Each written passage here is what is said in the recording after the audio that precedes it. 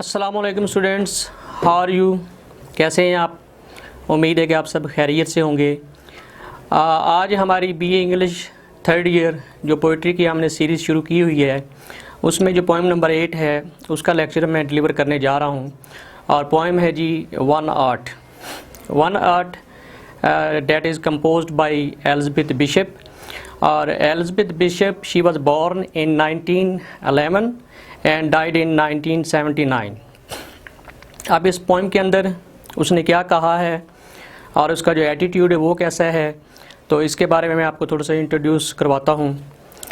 तो बेसिकली मैं स्टार्ट लूँगा, एक उर्दू का एक शेर है जी कि याद माजी अज़ाब है या रब, छीन ले मुझसे हाफजा मेरा।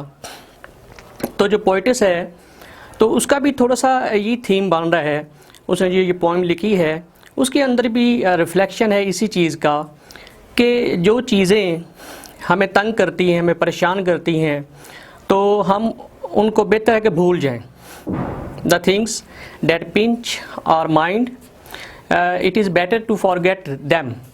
बेहतर है कि बंदा उनको भूल जाए। और वो जो ज़िंदगी की मुश्किलात हैं, वो चीज़ें जो हमें तंग करती हैं, उनको हमें बड़ी बहादुरी से with a smiling face, with a courageous heart, open heart, उनका सामना करना चाहिए, उनको वेलकम करना चाहिए। और इससे ये होगा कि वो जो चीज़ है, वो जो गम है, वो जो तकलीफ़ है, उसकी जो शिद्दत है, उसकी जो डेंसिटी है वो कम हो जाती है, वो डिक्रीज़ कर जाती है। और इंसान के अंदर जो है वो ज़िंदगी की जो मुश्किलात हैं उनको सामना करने के एक हौसला पैदा होता है। और इस तरह ज़िंदगी का जो कॉन्टीन्यूटी है, जो तसलसल है, वो जारी रहता है। यानी जो चीज़ें इंसान को तंग करती हैं, परेशान करती हैं, एक तो ये कि उनको भूल जाएं, और दूसरा ये है कि उनको मसलन बड़े ओपन हार्ट से, करज के साथ, हौसले के साथ उनका सामना करना चाहिए। तो इसमें उसका जो एटीट्यूड है, जो शायरा है, वो थोड़ा सा मॉकिंग है, MO मॉकिंग।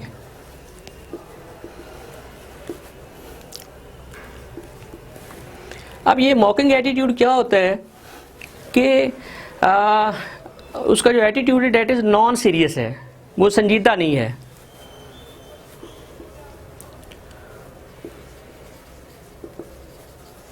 ठीक है ना।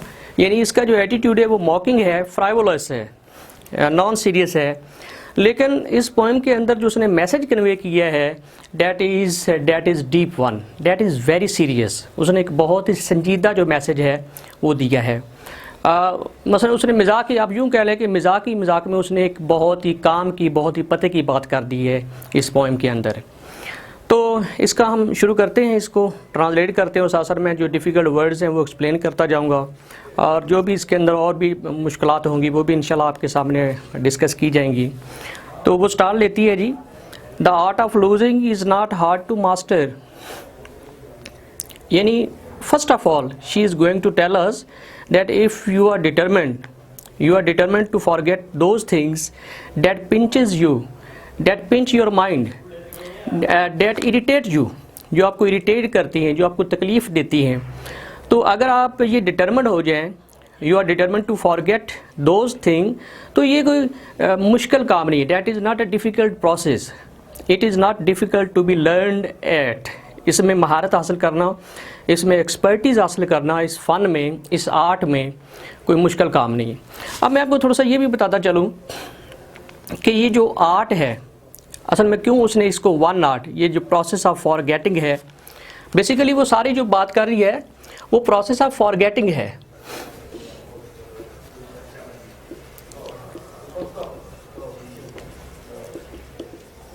Process of forgetting those things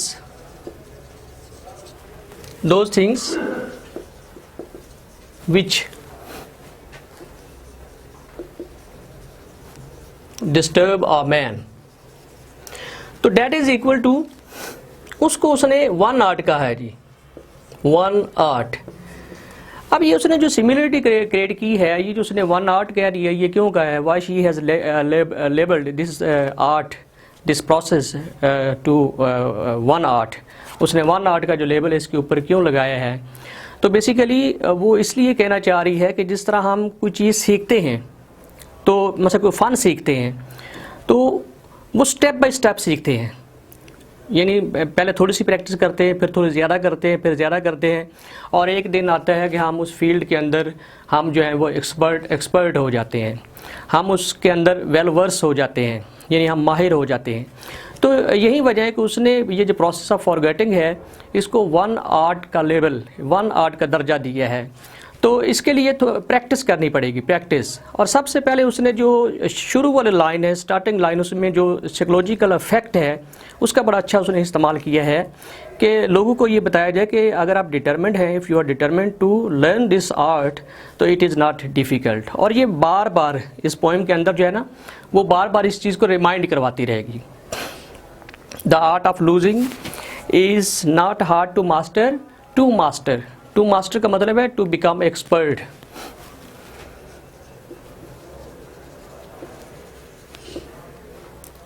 to master,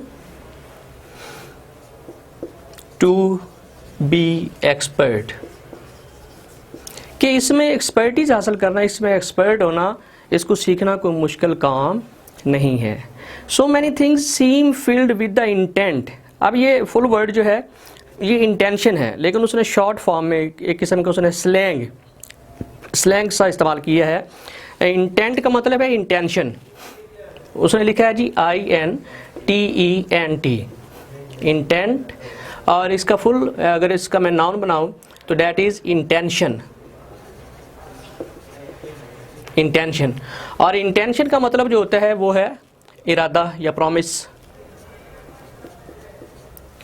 बहुत सी चीज़ें हमारे आस पास, the area where we are living, हमारे आस पास जिस सोसाइटी के अंदर हम रह रहे हैं, हमारे नेबरिंग में बहुत सी ऐसी चीज़ें हैं जो इस इंटेंशन से भरी पड़ी हैं, इस इरादे से भरी पड़ी हैं। So many things seem filled with the intent to be lost, कि हम उनको फॉरगेट कर दें, उनको भूल जाएं, that there loss is no disaster. और साथ उसने ये ताकीद की है रीडर्स को, अपने सुनने वालों को, अपने पढ़ने वालों को, कि अगर आप कहेंगे कि मैं इस चीज़ के बिना मर जाऊंगा, मैं ज़िंदा नहीं रह सकूंगा, तो ऐसी कोई बात नहीं है। ये उसने अपनी प्रैक्टिकल एग्जाम्पल से भी इसको प्रूव करने की कोशिश की है। उसने कहा है कि ऐसी कोई बात नहीं है, कोई डिज़ास्टर नहीं आएगा, कोई डिस्ट्रक्शन नहीं आएगी, कोई तबाही नहीं होगी। Nothing would happen to you, कुछ भी नहीं होगा, if you are determined to forget those things that pinch your mind, that put your life at risk, जो आपकी ज़िंदगी को रिस्क पे रख देती हैं, आपकी ज़िंदगी को दाव पे लगा देती हैं। अगर आप इरादा कर लें उनसे जान छुड़वाने की, तो नथिंग वुड हैपन, कुछ भी नहीं होगा। और ये चीज़ वो बार बार रिमाइंड करेगी, अपनी प्रैक्टिकल एग्जाम्पल देगी। अब उसकी प्रैक्टिस देखिए, लूज समथिंग एवरी डे। हम कोई भी आर्ट सीखते हैं तो बेसिकली हम उसको डेली बेसिस पे सीखना पड़ता है। लूज समथिंग एवरी डे, रोज़ाना मशक करें, इसकी प्रैक्टिस करें। एक्सेप्ट द फ्लस्टर, फ्लस्टर मुश्किल वर्ड है, FLUSTER, फ्लस्टर। फ्लस्टर होती है कन्फ्यूजन, और अगर मैं इसका उर्दू में आपको समझाने के लिए लिखूं तो इसका मतलब है गम या परेशानी, गम या परेशानी, परेशानी। अच्छा स्टूडेंट, आपने एक एक्सपेरिमेंट ज़िंदगी में आप करते ही रहते होंगे कि इंसान जब खुश होता है तो वो खुश है, थोड़ी देर बाद वो खुशी की जो लज्जत है वो फीकी पड़ जाती है। लेकिन जब इंसान गमगीन होता है तो गम जो है वो बढ़ता ही रहता है, उसकी जो टेस्ट है वो फीका नहीं पड़ता। इसकी रीज़न क्या है? सोचने वाली बात है, बड़ी गहरी बात। शायरा ने भी यही बात समझाने की कोशिश की है। एक्चुअली होता ये है कि जब हमें खुशी मिलती है तो हम उसको एब्जॉर्ब कर लेते हैं, हम उसको जज़ब कर लेते हैं, ठीक है ना। वो वक्ती तौर पर हमें बहुत खुशी मिलती है, खुशी को एब्जॉर्ब करके उसको हम फील करना है, या यूँ कह लें कि we start feeling that pleasure, हम उस खुशी को अपने ऊपर तारी कर लेते हैं। लेकिन जब हमें गम मिलता है उसके बरक्स, कोई ज़िंदगी में कोई दुख मिलता है, तकलीफ़ मिलती है, तो we are not ready to accept it. हम इसको ज़हनी तौर पर एक्सेप्ट करने के लिए तैयार नहीं होते, हम इसको एब्जॉर्ब नहीं कर पाते। तो यही वजह है कि जब हम उसको एब्जॉर्ब नहीं कर पाते तो उसकी जो डेंसिटी है, उसकी जो शिद्दत है वो बढ़ती रहती है, ठीक है ना। और अगर हम उसको एब्जॉर्ब कर लें, जिस तरह हम खुशी को एब्जॉर्ब कर लेते हैं और हम खुश हो जाते हैं, और इस तरह अगर हम गम को एब्जॉर्ब कर लें तो थोड़ी देर के लिए ये जो प्रोसेस है, ये जो मसला है, ये डिफ़िकल्ट तो होगा, बड़ा तकलीफ़ दे होगा, लेकिन उसके बाद जो गम की शिद्दत है, उसकी जो डेंसिटी है, डेट वुड स्टार्ट डिक्रीजिंग, वो कम होना शुरू हो जाएगी। तो शायरा भी जो है ना, जो पोइटेस है, वो भी यही बात कर रही है, एक्सेप्ट द फ्लस्टर, उस गम की जो शिद्दत है उसको एक्सेप्ट कर ले, उसको मान लें। जैसे कि ऑफ लॉस्ट डोर कीज़, जैसे कि दरवाजे की चाबियाँ गुम हो जाती हैं।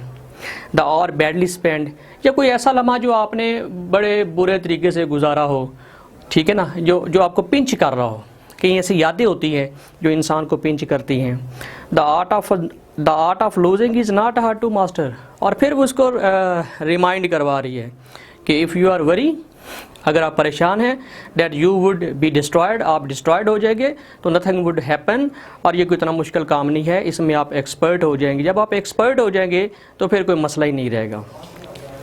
देन प्रैक्टिस लूजिंग फार्दर, फिर थोड़ी सी और प्रैक्टिस करें, थोड़ी सी इसकी और प्रैक्टिस करें। फार्दर का मतलब है थोड़ी सी और ज़्यादा। लूजिंग फास्टर, तेज़, क्योंकि आपने वो काम करना शुरू कर दिया, डेली बेसिस पे कर दिया है, प्रैक्टिस करते जा रहे हैं।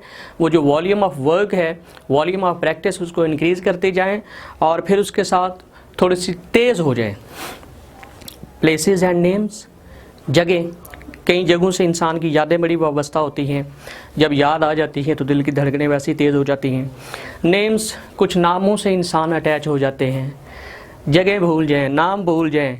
And where it was you went, और कहीं इंसान किसी जगह पे सफ़र करता है, वहाँ पे कुछ यादें वाबस्ता हो जाती हैं, वो इंसान को कंफ्यूज करती हैं, परेशान करती हैं। टू ट्रैवल, जहाँ पे सफ़र किया है। None of these will bring disaster, for God's sake forget those things, चाहे वो नाम है, चाहे वो जहाँ पे आपने सफ़र किया है, चाहे वो जगहों के नाम हैं, फॉरगेट दोज थिंग, उन चीज़ों को भूल जाएं जो आपको परेशान करती हैं। और साथ वो रिमाइंड करवा रही है कि नथिंग वुड हैपन, कुछ भी नहीं होगा। None of these will bring disaster, इसमें कोई भी चीज़ आपके लिए जो डिज़ास्टर है वो लेकर नहीं आएगी। आगे फिर उसने प्रैक्टिकल एग्जाम्पल देना शुरू कर दी है। I lost my mother's watch, मेरी वालदा की जो घड़ी थी वो गुम हो गई। एंड लुक माई लास्ट और नेक्स्ट टू लास्ट, 2-3 घर।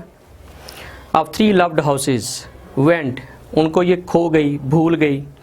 The art of losing is not hard to master, यानी she is quoting her own example. She forgot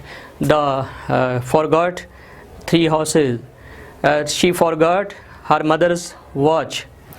और उसके अलावा और भी कई चीज़ें आगे वो कोट करेगी और कहती है कि she is passing a normal life, वो एक नॉर्मल ज़िंदगी बसर कर रही, कुछ भी नहीं हो रहा। The art of losing is not hard to master, और ये काम इतना मुश्किल नहीं है कि बंदा इसमें एक्सपर्ट ना हो सके। आई लॉस्ट 2 सिटीज़, 2 शहरों को भूल गई। लवली वंस, जो उसको बहुत अजीज़ थे, जो इसको बहुत प्यारे थे। एंड वास्टर, और उससे बढ़कर सम रेलम्स आई ओन्ड, कुछ इसकी अपनी बादशाहतें थी, कुछ इसके अपनी टेरिटरीज थी, इलाके थे। 2 रिवर्स, 2 दरियाओं को भूल गई। अ कॉन्टिनेंट, एक बरे आज़म को। अब इसका मतलब ये हरगिज़ नहीं समझिएगा कि शी ओन दीज थिंग्स, कि वो सारी चीज़ों की वो मालिक है, वो मालिक क्या उसको कहते हैं कि वो बादशाह है, उनकी किंग है। बस उसने आपको प्रैक्टिस दिलवाने के लिए, हो सकता है उसकी यादें इनके साथ अटैच भी हों। अब कॉन्टिनेंट की तो वो ओनर नहीं ना हो सकती, और ना ही रिवर्स उसकी मलकियत में आ सकते हैं, लेकिन in order to make the practice I miss them but it was not a disaster, कभी कभी याद आ भी जाते हैं, लेकिन ये चीज़ें आप उसको पिंच नहीं करती, आप कोई डिस्ट्रक्शन नहीं है, कोई डिज़ास्टर नहीं है। इवन लूजिंग यू, अब सबसे बढ़कर जो एक वो एग्ज़ाम्पल कोड कर रही है, वो अपने लवर की तरफ इशारा कर रही है। She is pointing towards her lover, अपने लवर की तरफ इशारा कर रही है। इवन लूजिंग यू, तुम्हें भी खो दिया।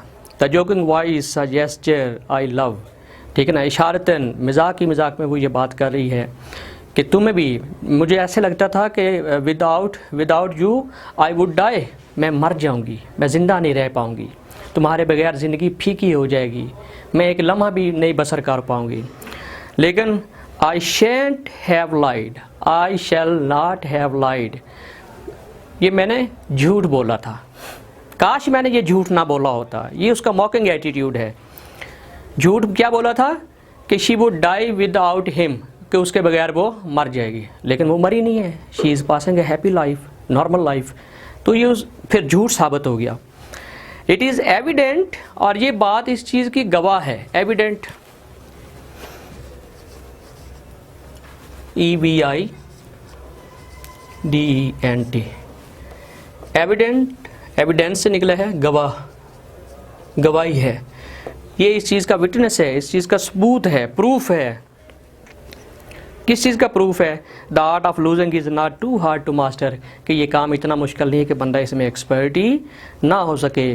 दो इट में look like right it like disaster, अगरचे लगेगा ऐसे कि बंदा जो है उसके ऊपर गम के पहाड़ टूट पड़ेंगे। He would die, he would not live even a single moment of life, but nothing would happen, कुछ भी नहीं होगा। सिर्फ ये कि आपको प्रैक्टिस करनी है, आपको गम का सामना करना है। You have to face the sadness, the griefs of life with a open heart, with a smiling face. इससे क्या होगी? This process would give you a courage in order to cope with the further difficulties of life। आप ज़िंदगी की जो मज़ीद मुश्किलात हैं उनको कोप कर सकेंगे, उनको टैकल कर सकेंगे। तो स्टूडेंट, ये थी इसकी ट्रांसलेशन, और इसमें जितने डिफ़िकल्ट वर्ड हैं वो भी मैंने एक्सप्लेन किए हैं। तो उम्मीद है कि आज का ये इस पोएम के ऊपर जो लेक्चर है ये आपको पसंद आया होगा। इजाज़त दीजिए, अल्लाह हाफिज़।